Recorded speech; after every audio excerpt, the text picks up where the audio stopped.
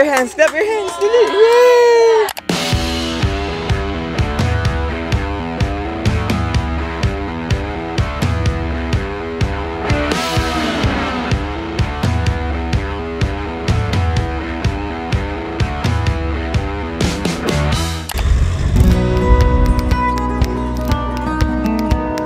So ito guys, nandito na kami ngayon sa Tarsier Conservation Area. And nakabili na rin ako ng ticket. It's 170 pesos. Ayan. Libre naman si Kanlaon. So yeah, we're here to see yung mga tarsier na pinoprotektahan nila dito sa sanctuary. Hindi yan teddy bear, it's a tarsier. It's Coco Crunch.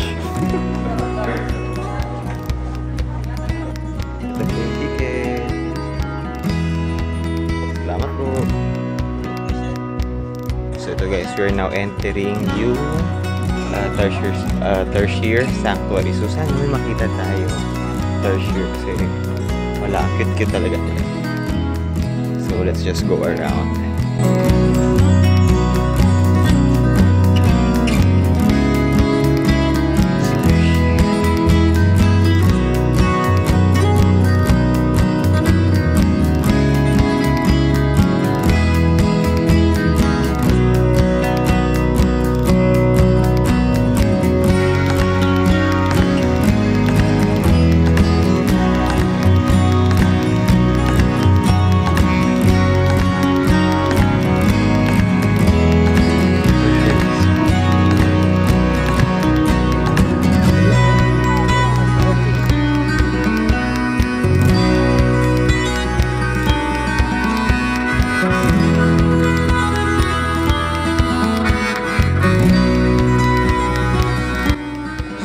Guys, may isang maliit na tarsier doon. Hindi lang kita sa video kasi mahina lang yung zoom natin. But yeah, there is one over there. Sleeping. Actually, hindi pala siya sleep kasi ang laki ng eyes. Bilog na bilog. Pero, ano siya, naka-idle lang sa kanto. I think there's another one here. Oh, look. There's another one there. Sleeping lang din. Ayun o, cute.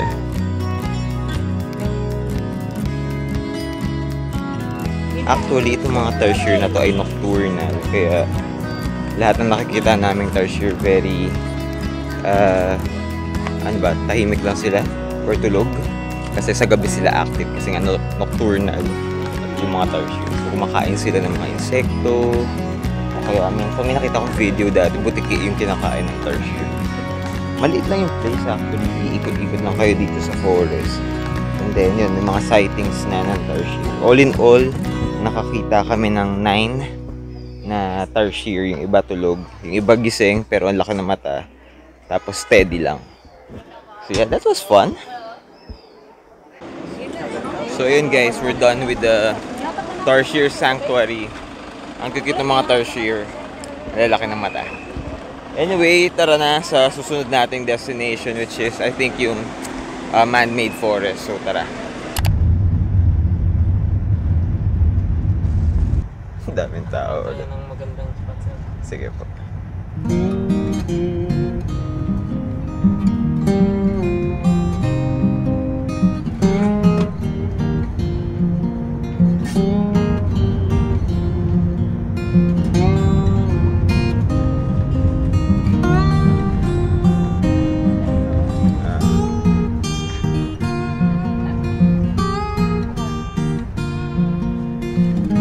So guys, nandito kami ngayon sa Bilar Man-Made Forest.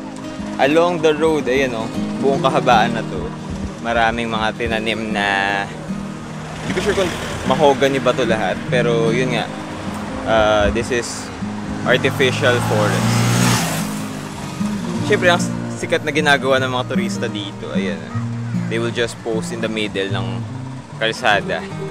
And actually, buong kahabaan, napakadaming turista na nagpo-post.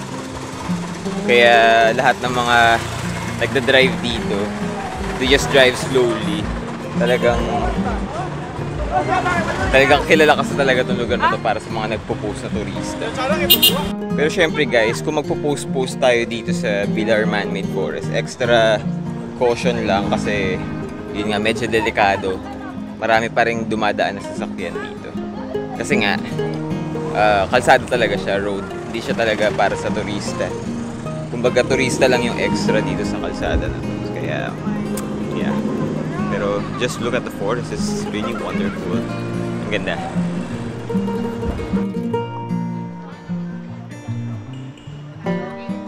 Ayun guys, tapos na rin tayo ngayon dito sa Bilar Man-Made Forest. And now, papunta na tayo finally, ang favorite kong part, Lubok River. So, kakain na tayo ng lunch. Yeah, floating restaurant yun. So, parang balsa na lumulutang dun sa Lubok River. So, tara na. Damis pa talaga yan. That's Lubok Church. So ito guys, nakakabayad na tayo ng ticket natin para dun sa floating restaurant. Libre naman si Canlaon kasi pasok pa siya dun sa height limit ng mga libre para kumain. So, yeah. So guys, yung kasama sa buffet menu nila.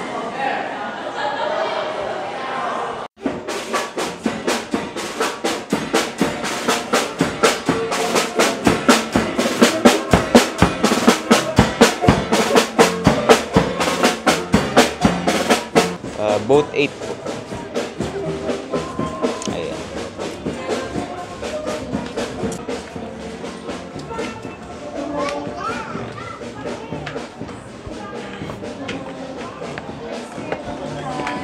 Hello po.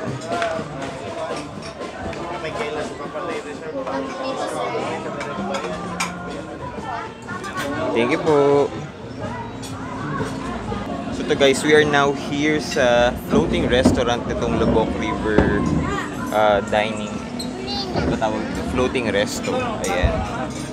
So, pwede na actually mag-start kumain habang hindi pa umaandar yung boat. Pero as we go along, yan, pwede naman bumalik-balik sa buffet table. So guys, I will just show you yung buffet area. Pakita ko lang yung mga pagkain na sinaserve.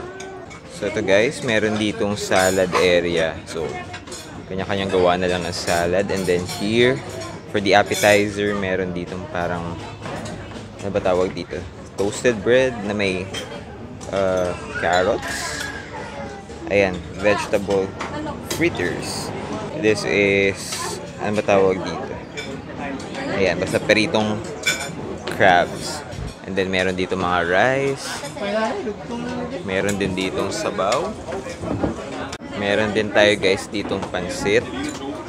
Tsaka pumba. And then over there merong shrimp. Tsaka dito gulay din. Meron din tayo ditong lechon manok. Pritong fish.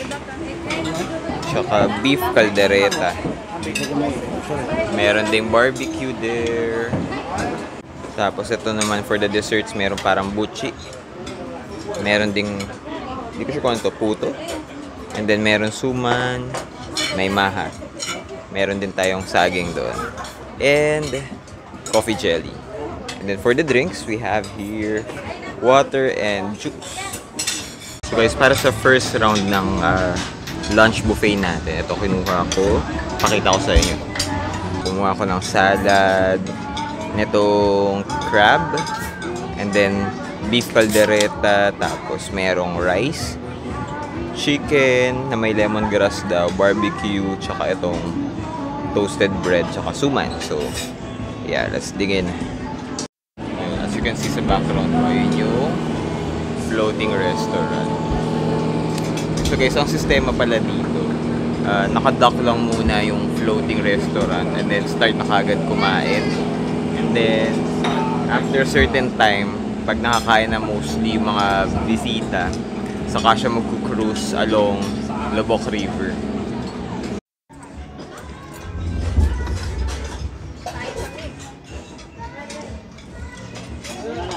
So basically lang sinuserve na food dito sa Lubok River Floating Restaurant ay mga Filipino dishes na may konting twist kasi nilagyan nila ng mga iba't ibang pampalasa.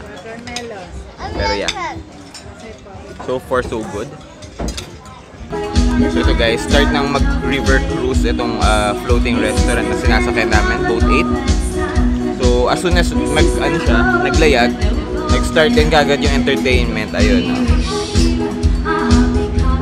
Oh, diba? So, as we cruise, balik-balik lang tayo sa buffet table.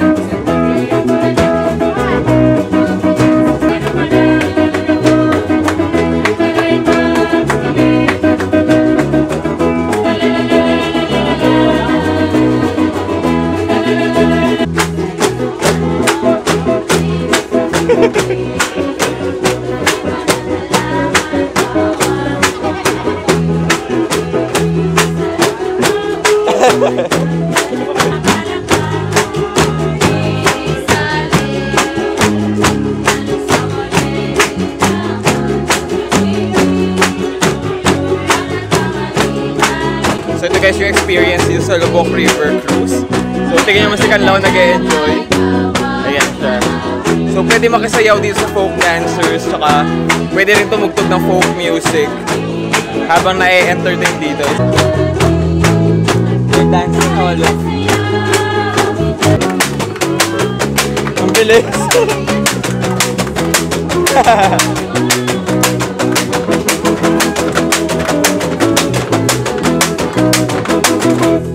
Yay! Clap your hands! Clap your hands! Dili! Yay! Yay!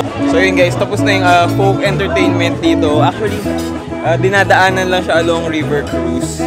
So nag-stop by lang and nag-dock pansamantala para dun sa folk dance entertainment. It's so much fun. Nag-enjoy si Kanlaon.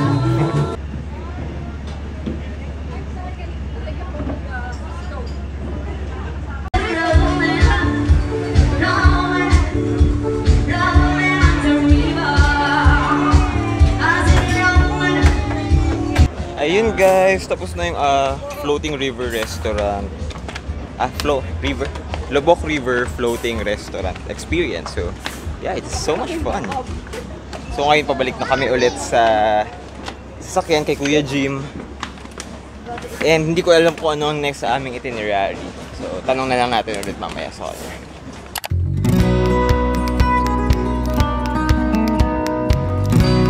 Hello guys, so ito, nag-stop over lang kami saglit dito sa bayan ng Albuquerque para bumili ng asin na ganito. Tawag sa kanya ng mga vloggers, dinosaur egg. Pero ano talaga yan, asin na nilagay sa palayok. Ayan, so artisanal salt siya and kilala siya, dito lang yan ginagawa sa province of Bohol. And konti na lang actually yung gumagawa niyan dito sa, usually nandito sa bayan ng Albuquerque. So, bumili ako pala for souvenir din and may asin tayo sa bahay. Pero medyo effort siya actually gamitin kasi dudurugin mo pa kasi buong asin siya talaga. So yun guys, nakabili na tayo ng ating asin tibuok. Itong dinaanan namin actually hindi naman siya usually part ng countryside tour na itinerary. Pero dahil alam ko siya, sinabihan ko sila kuya na daan kami dito saglit lang para bumili ng asin. And now, yun, meron na akong asin tibuok. So, yeah, balik tayo sa sasakyan. So, next stop natin guys, Baclayon Church.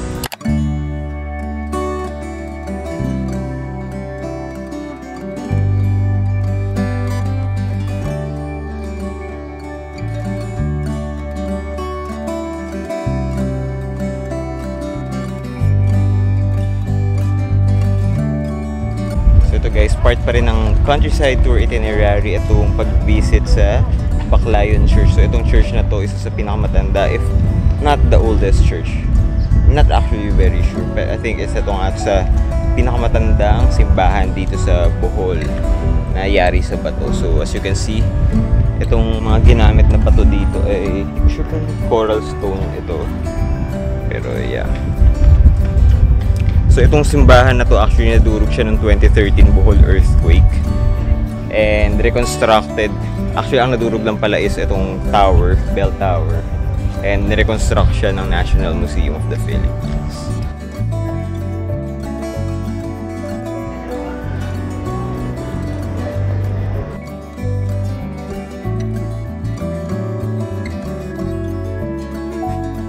For our last stop guys dito sa ating countryside tour, ito pupuntahan natin yung statue or yung shrine no Blood Compact. Bali ito guys, yung statua ng Sandugo or yung Blood Compact. Bali gawa yan ng national artist Napoleon Abueva. Kaya important cultural property itong statua na ito. So bali pinapakita lang dito sa statua na ito yung action ng Blood Compact or yung sandugo ni na Miguel Lopez de Legazpi tsaka ni si Katuna as a sign of friendship. Ayun, so ang next na nating pupuntahan kuya ay saan na nga ba tayo pupunta kuya? Souvenir shop. Ayun, magdadaan tayo ng souvenir shop for the last minute shopping ng mga pasalubong tsaka souvenir. Nandito kami ngayon sa isang souvenir shop, so check lang natin kung ano yung mga paninda sa loob. Tara.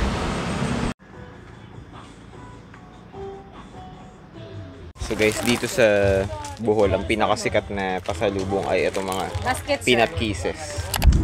So ayan guys, we are done with the countryside tour. Thank you kay Kuya Jim. Ayan o. So ngayon papunta na tayo sa Solea Coast Resort. Nasa dulo siya actually ng Panglao Island. So dito tayo mag-stay.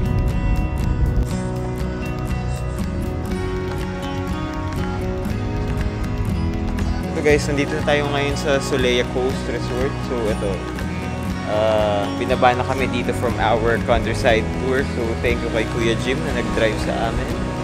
Ayan. So we're now here at Solea. So magche-check-in lang kami din siguro rest time na kasi nakakapagod yung tour ngayong araw. Alright.